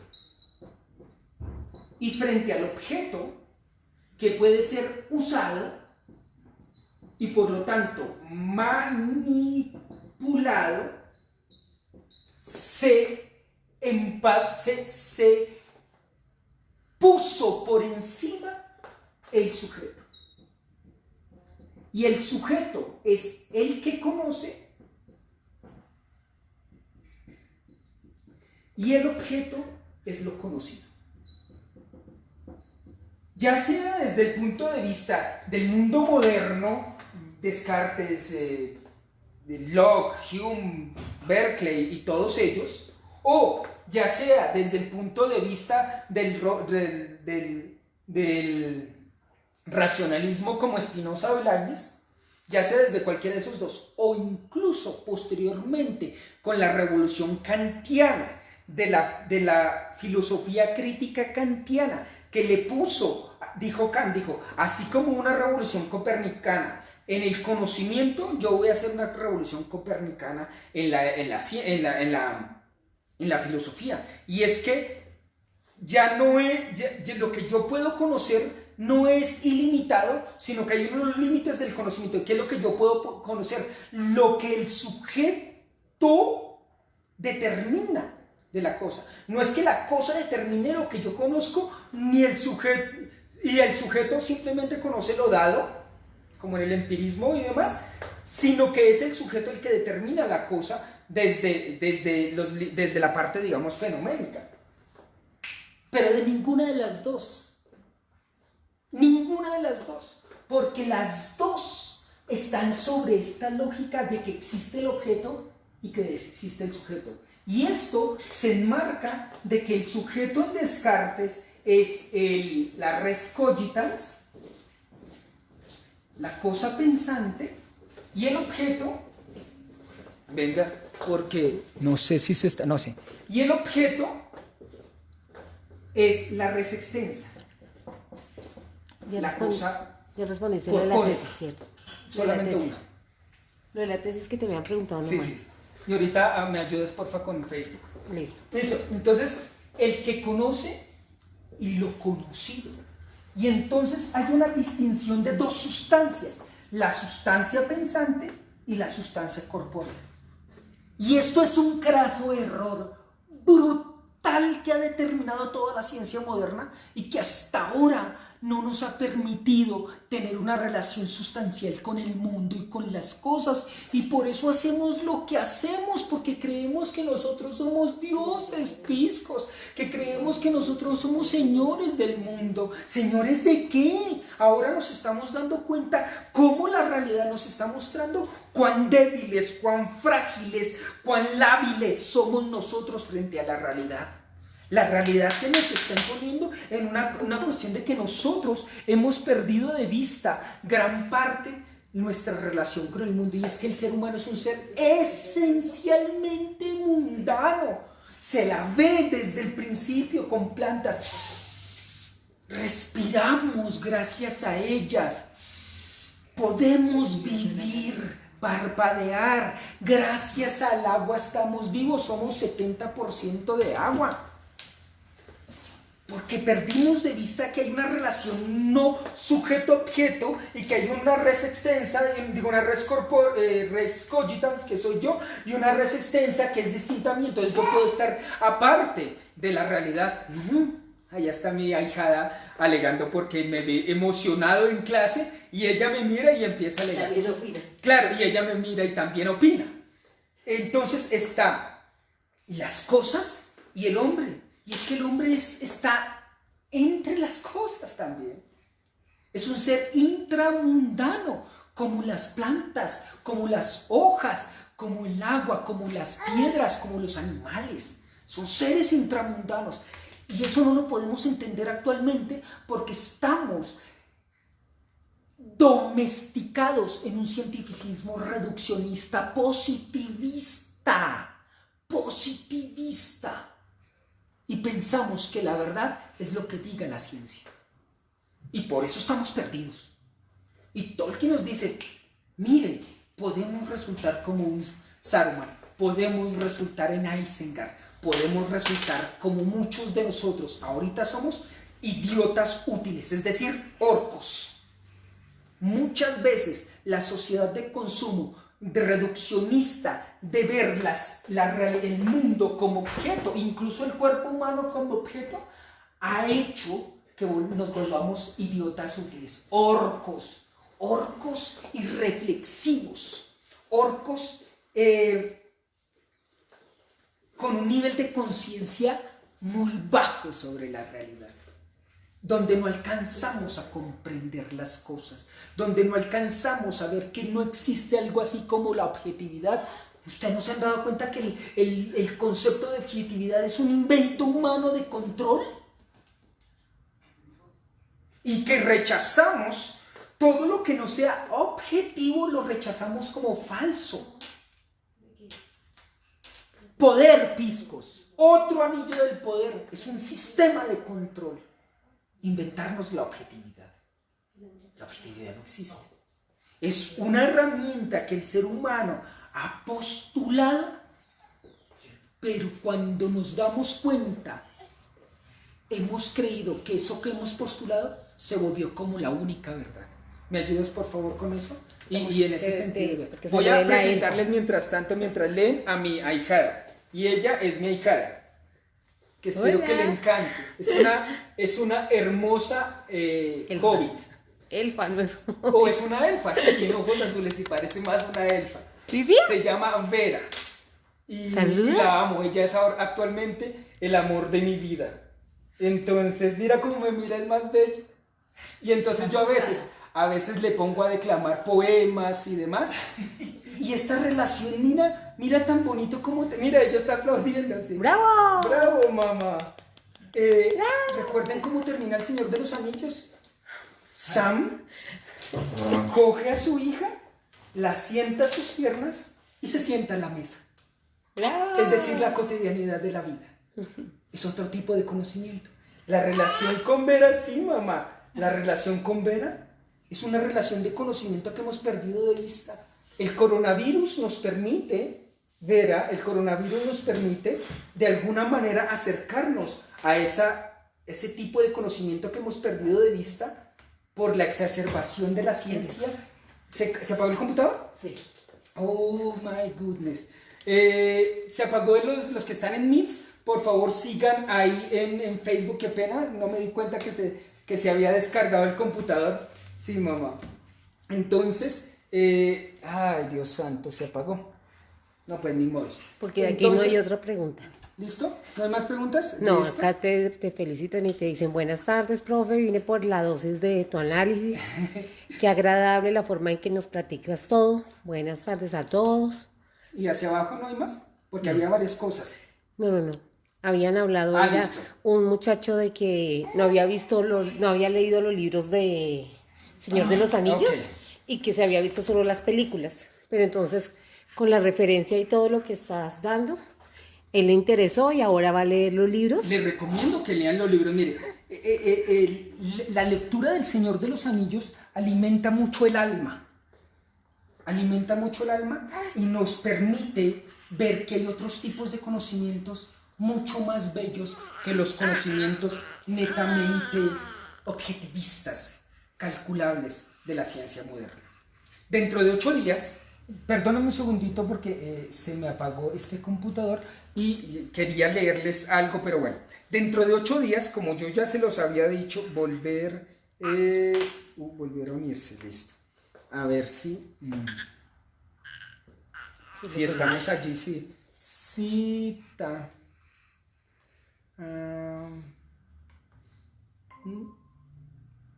Sí.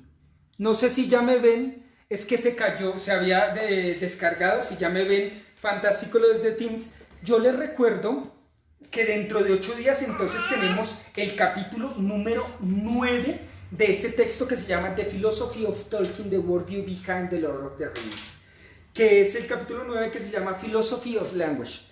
Que filosofía del lenguaje es un capítulo muy corto. Yo sé que algunos no saben inglés, pero sí lo pueden de alguna manera, está en PDF. ¿Hay algún modo en Drive de Google donde coge, lee el texto, usted lo coge y lo pasa a Drive, y en Drive ya lo transforma en Word, y ya a partir de Word usted lo puede traducir, por ejemplo en Google, en el traductor de Google, por ejemplo, y que es más o menos bueno y demás. Además el lenguaje no es muy difícil, pero sí les recomiendo que hagan el esfuerzo. Y como les decía al principio, en el texto de Heidegger, que se llama De Camino al Habla, de Camino al Habla, yo voy a hablar mucho de este texto, o voy a hablar no mucho, pero sí de una manera voy a tener, digamos, una reflexión en términos de este texto de Camino al Habla de Heidegger, de Martin Heidegger, y sobre todo la parte que se llama Profesor, el habla. que le apaga el micrófono.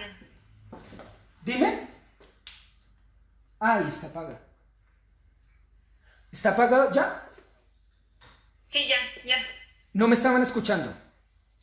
Sí. Bueno, listo. Entonces, como les estaba diciendo, se me desconectó en Meets porque no me di cuenta que se me descargó el computador, pero les estaba mostrando a mi ahijada Elfa y les estaba diciendo que para dentro de 8 días tenemos el capítulo número 9 de Peter Crift, de Philosophy of Tolkien, que se llama Filosofía del Lenguaje. Y vamos a tener en cuenta también ese texto que se llama De Camino al Habla, de Martin Heidegger, sobre todo el que se llama Habla. El habla, para que ustedes lo tengan presente. ¿Alguna pregunta a los que están aquí en Meets? Yo quería hacer una... Dale, claro que sí. Ahorita. Sobre el texto que leímos, había varios puntitos muy bonitos y quisiera como ligarlos con lo que han dicho, que hablaba, citaba un texto de C.S. Lewis sobre que estaba como en un lugar donde Sí. entraba rayo de luz y pues veía el rayo de luz tal cual, ¿no? El rayo de luz. La meditación en torno a este lugar de cuando uno ve el polvo y cuando entran los rayos, es como de toda esa experiencia. Hay una descripción, digamos, fenomenológica de cómo experimenta aquel que ve desde afuera y aquel que ve desde dentro. La realidad es más o menos eso, ¿cierto? Sí. ¿Y qué querías Sí. decir sobre eso? Me gusta como que termina de que o sea, que ya luego ya no ves el rayo, sino ves hacia allá, hacia de dónde viene, ¿no? Desde hasta el sol, ¿no? Y todo. Pero habla de que ese como tanto ver allá que todo puede ser transparente, puedes ver a través de cualquier cosa, y entonces todo es tan transparente que entonces ya no existe nada. Ya no se ve. Ya no se ve. Esto me parece tan brillante. Gracias, Nadia, ¿cierto? Nadia, gracias por lo que estás diciendo, porque mira que esto yo quería decirlo muy bellamente. Cuando nos dejamos dominar por el reduccionismo positivista, cientificista, que gobierna el mundo moderno y contemporáneo, se hace todo tan transparente que ya no vemos. Porque si no estás dispuesto a ver, nadie te puede obligar a ver. Es lo que le decía Claudia a Pilatos. Si no estás dispuesto a escuchar, nadie te puede decir qué es la verdad. Nadie te puede mostrar eso, por más que alguien te lo diga, porque es una cuestión de conciencia. Y la conciencia nuestra muchas veces ha sido determinada por lo que otros digan y no por lo que en términos de autonomía yo puedo estructurar sobre mí. Y por eso las cosas se volvieron transparentes, tan transparentes que ya no las escuchamos, que ya no las vemos, porque se volvieron objetos de uso, como ya lo borré, pero era el objeto. Y el objeto se volvió cosa de uso y está dispuesto para, y perdimos de vista lo divino de las cosas. Y eso me parece interesante, Nadia. Y ahí pone el ejemplo del que está enamorado. El científico, ¿cómo era? Dale. Que hablaba sobre... Ya no me acuerdo esa parte mejor. Yo te lo recuerdo. El científico, cuando ve al enamorado, dice, es una cuestión química de aquí, de una serie de cosas, y que eso le lleva a sentir y demás. Es un reduccionismo, una transparencia. Pero no se da cuenta lo que realmente está sintiendo el que está en. Una cosa es ver a través de, y otra cosa es ver en la situación. Una cosa es el científico que mira el que está enamorado, y otra cosa es cuando yo estoy enamorado. Y cuando yo estoy enamorado, no es la cuestión química, ni todas las cuestiones hormonales, ni nada más lo que está funcionando ahí solamente, sino que es todo yo que me veo involucrado totalmente más allá solamente de una cuestión química, física, material. Es una experiencia trascendental, trascendente, divina, una experiencia existencial, vivencial, que me vivifica y que me transfigura, que me transforma. Cuando tú estás enamorado es como tocar el cielo con la yema de los dedos. No lo puedes agarrar, pero lo experimentas y lo tocas. Es una cosa igual es con respecto a la realidad. Una cosa es escuchar la naturaleza y otra cosa es diseccionarla, abrirla para saber qué es. Ahí perdimos de vista la cosa. Ahí perdimos de vista la naturaleza, ahí perdimos de vista el mundo. Porque creemos que la cuestión es calcular, determinar y reducir. Bien, muchas gracias. ¿Alguna otra cosa? Sí, bueno, yo misma quería, perdón. Y también, o sea, ligado a eso, habla como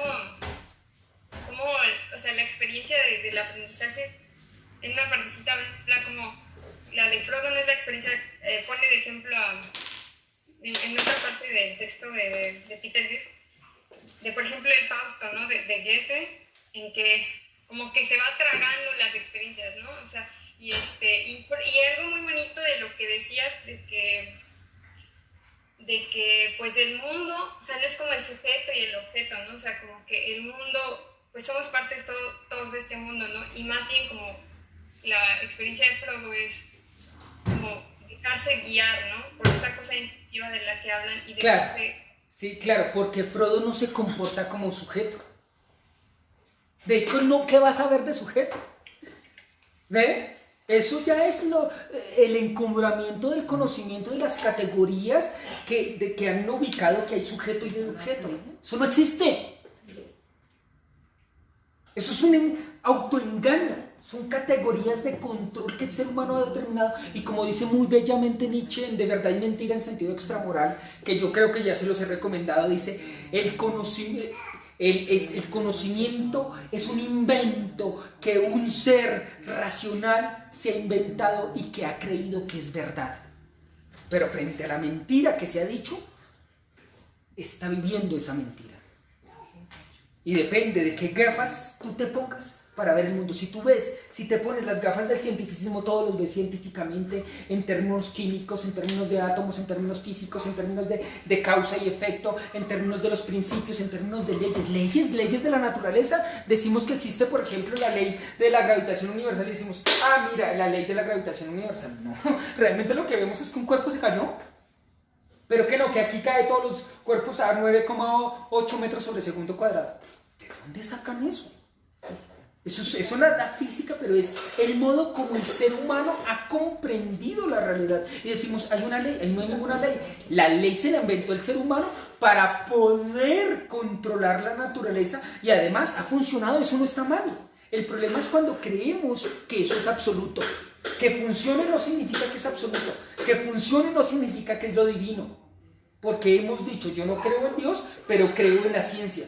El problema no es creer en Dios o creer en la ciencia. El problema es que no nos volvamos esclavos frente a eso. Que también la ciencia es imagen del que lo creó. ¿Y quién creó la ciencia? El ser humano.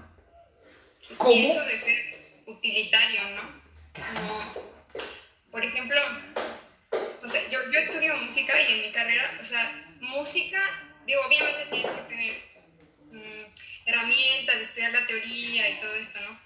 Pero hay músicos, personas que ya lo ven como algo utilitario. La música, ni siquiera tiene utilidad la música.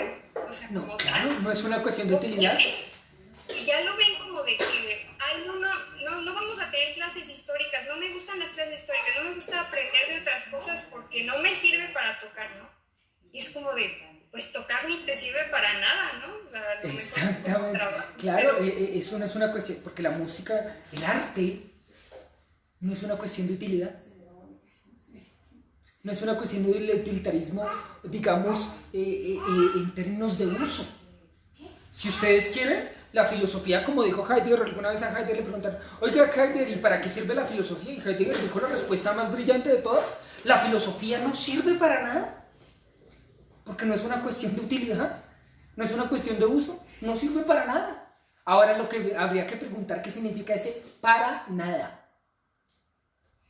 ¿Qué significa eso de para nada? Eso ya es otra cosa. Es un asunto más importante. Grundfragen, preguntas fundamentales.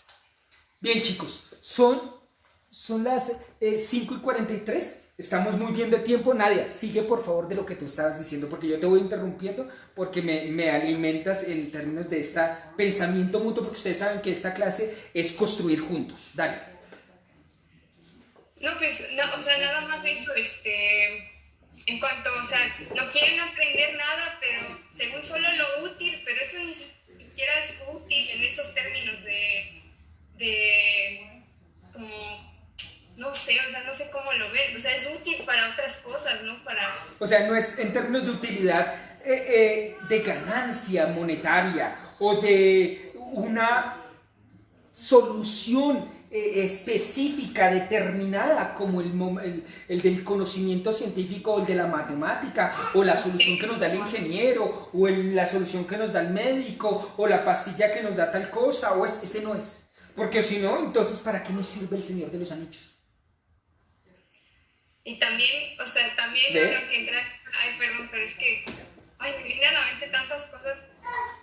Un maestro y el ejemplo perfecto que he encontrado en todas mis lecturas últimas y todo, porque uno de mis maestros es, la soberbia, el decir yo estudié, tengo doctorados, y no es buen maestro, es de los peores maestros que tengo en la carrera, o sea, siempre nos dice como de, pues ustedes no son importantes para, pues ahí veo que les o sea que de pronto puedes tener un Saruman en clase, tu profesor. Sí, ¿no? Peor, un Saruman multicolor, ¿no? Que se ha ensoberbecido, porque cree que tiene conocimientos muy profundos. Y tal vez el conocimiento más profundo no es el que tenga doctorados, tal vez es la señora que vende dulces y vende café en la esquina de la casa. De pronto ella tiene conocimientos más profundos, en el sentido de conocimiento que te hace mejor ser humano. Eso es una sabiduría distinta al conocimiento instrumentalista. Cuando ese conocimiento que es útil lo llevo a un saber hacer y saber ser mejor ser humano y servir y comunicar y dar ese conocimiento en términos de construir mejor mundo, ahí sí funciona el conocimiento y ahí sí vale. Chévere todos estos conocimientos, chévere que tengas tu doctorado, chévere que tengas tu maestría, qué bueno que hayas hecho eso, pero porque has hecho eso para hacerte mejor ser humano y para comunicar, o sea, para hacer común un lugar, este espacio común, que es lo que llama en términos de la ecología la biosfera, que vamos a ver una clase sobre eso, en realidad, y vamos a hablar de los ents, y de las águilas y todo este tipo de cosas. Bien, chicos, ¿alguna otra pregunta? Gracias, Nadia. Gracias. No, gracias a ti. ¿Alguien más? Parece que no. Yo, por favor. Dale. Viridiana. Buenas tardes, sí. ¿Cómo estás, Viridiana? Bien, muchas gracias. Bueno, eso es un comentario y bueno, a la vez es duda, espero poder darme a entender. Justo en el texto que leímos hay una parte que creo que ya hemos repetido en alguna, bueno, has repetido sobre el diálogo que hay entre Gandalf y Frodo, y que Gandalf le dice precisamente, pues siento en mi corazón que Gollum todavía tiene algo importante que hacer. Esto de verdad a mí, cuando lo escuché la primera vez que vi la película, a mí me dijo mucho, porque cuántas veces creo que todos en la vida hemos tenido ese sentimiento de saber que algo va a pasar, pero no sabemos de dónde viene ese conocimiento. O sea, ¿hay un conocimiento universal, hay un conocimiento innato o cómo se puede reflexionar sobre esto? Eso tiene que ver con la bondad del ser humano también, tiene que ver con una cuestión moral. En el texto del día de hoy hace una referencia a Pascal, que dice que hay cosas que el corazón sabe que la razón no entiende. Eso es una cosa muy bella. Y es porque el ser humano no solamente es un animal racional, como dijo Aristóteles. El ser humano también es un animal emotivo. También el ser humano es un animal espiritual. O sea que hay una comunicación entre esto y esto. Porque todo esto soy yo.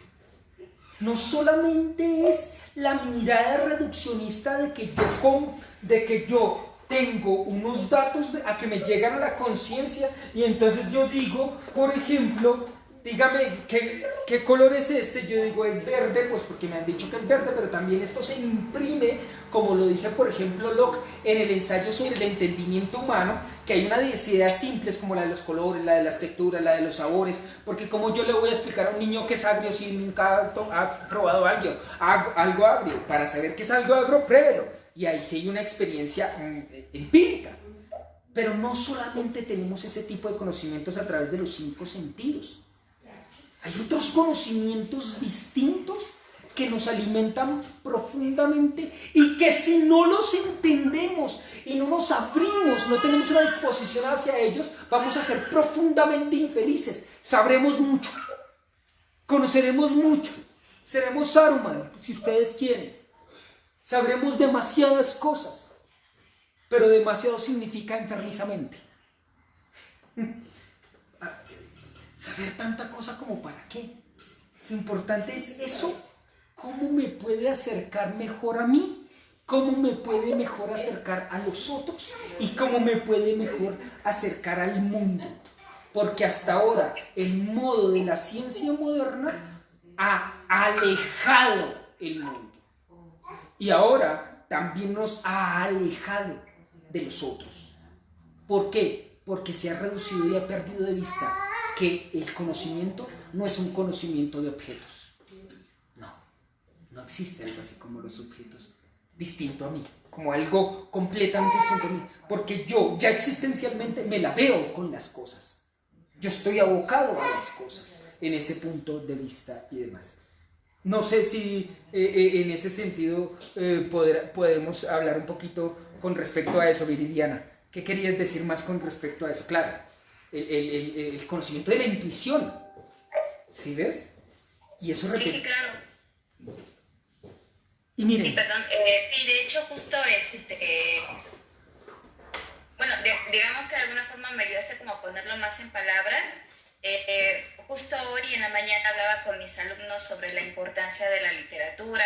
Ay, ¿tú qué enseñas? ¿Tú qué enseñas, Viridiana? No sabía que eras profesora.